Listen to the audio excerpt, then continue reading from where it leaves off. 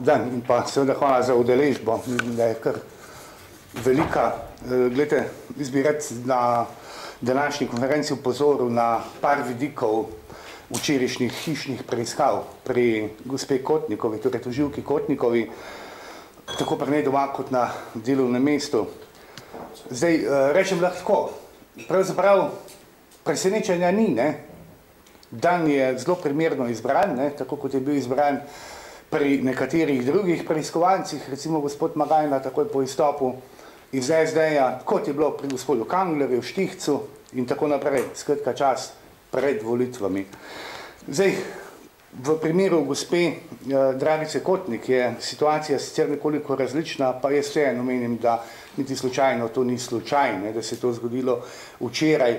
Namreč vse te politično-plenirske elite, ne, ki so nastopale v mandatu, ki še traja, ne, so očitno po volitvah začutile, da se njihov čas podaljšuje.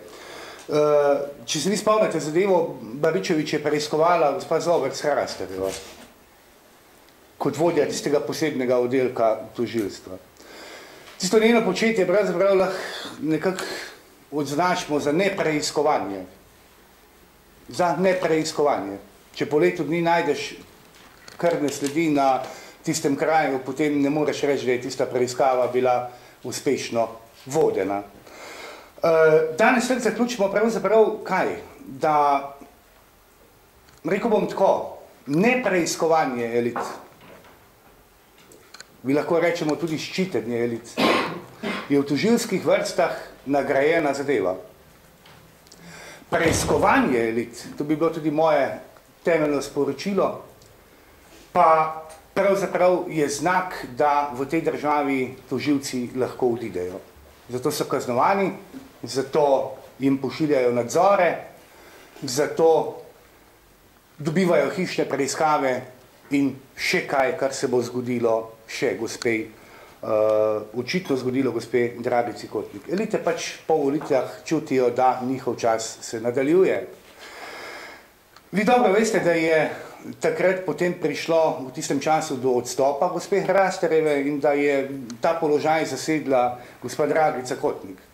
Po letu dni, ko je sprožila vse postopke, ko je nadaljevala tisto, kar bi morali odkriti že leto pred tem, pa niso odkrili, je prišla do krvnih sledi, tistih dodatnih, ne? Kar pomeni, da je vendarle preiskavo potisnila v smeri resnega preiskovanja. Sledilo je kaj, če se dobro spomnite? Jaz sem globoko prepričan, da je s tem svojim ravnanjem, s tem svojim delom, ki je pravzaprav njeno osnovno delo, si zato je plačana, ne nazadnje, jaz ocenujem, da je očitno za stališča elit šla predaleč. Da je po mnenju elit šla predaleč. Odločitev v njeni menjavi je padla že zdavnaj. To morate vedeti. Že zdavnaj. Zakaj? Minister Zalar je prinesel v parlament zakon, v katerem zakon o tožilstvu, ki pravzaprav vse vodje tožilstev pušča na starih delovnih mestih. Samo eno delovno mesto.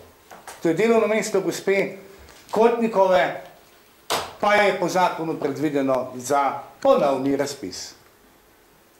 To pomeni, da je ta odločitev dozorela v politiki ali v glavi gospoda Zalarja že takrat. Jaz sem na to upozoril. In kakega dobrega ali pametnega odgovora takrat na moje vprašanje, zakaj samo gospa Dragica Kotnik je predvidena, da se bo morala ponovno prijaviti na razpis in zakaj ne vsi ostali vodje tožilstev, odgovora ni bilo. Če vas spomnim še na eno stvar, sredi letošnjega leta smo bili deležni v javnosti enega pisma, ki ga je napisal novinar gospod Lomovšek Mitja. On je v tistem pismu, se je bilo v javnosti, se ni nič takega, da ne bi bilo znano, opozarjal na nekatere nepravilnosti, nakazoval sume kaznivih dejanj in ponujal celo dokaze za sume kaznivih dejanj. Naslovil ga je tako na tožilstvo, če se dobro spomnim, sodišče in še koga. Kaj se je zgodilo s tistim pismom? Nič. Nič. To je kršitev zakona, kar so počeli v tistem času.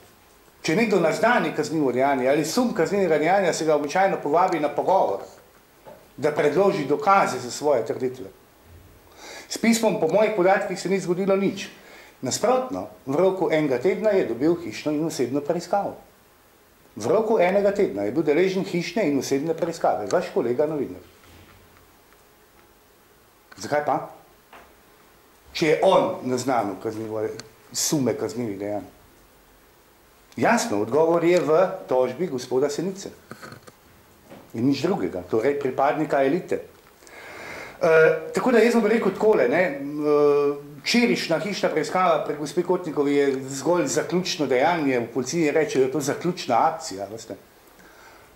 Je zgolj zaključno dejanje tistega, kar se je pripravljalo že od časa, ko je gospa Kotnikova temeljito pričela opravljati naloge, za katere je pravzaprav plačana in jih gospa Zober-Hrastarjeva ni opravila.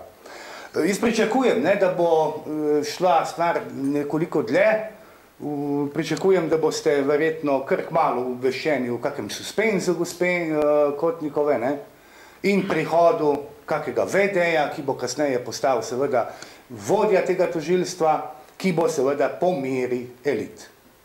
Meni je žal, ampak tako je možno predvideti. Številni podatki kažejo tudi na to, da med tožilci vlada strah, to treba povedati.